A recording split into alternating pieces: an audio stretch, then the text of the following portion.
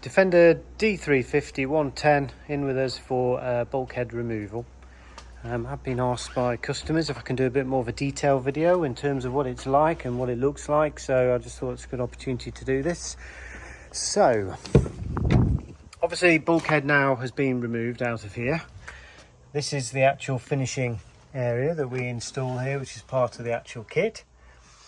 We've also added genuine handles, so they finish that off nicely, so if you still want to sort of climb in and everything, you can utilize those. The basic kit just comes with blankers, but it's nice to have the handles to finish it off.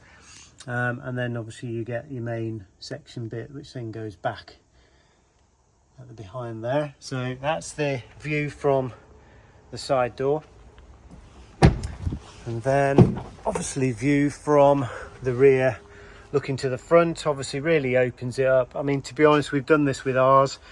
It makes the whole sort of dynamics a lot nicer in here, and also easier obviously if you want to put some longer items into the front.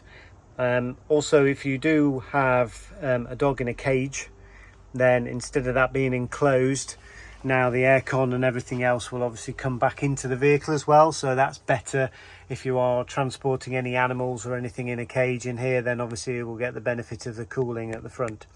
So if you've got Defender 90 or 110 and you're wanting to have the bulkhead removed, then please get in touch here at Defender Retrofit.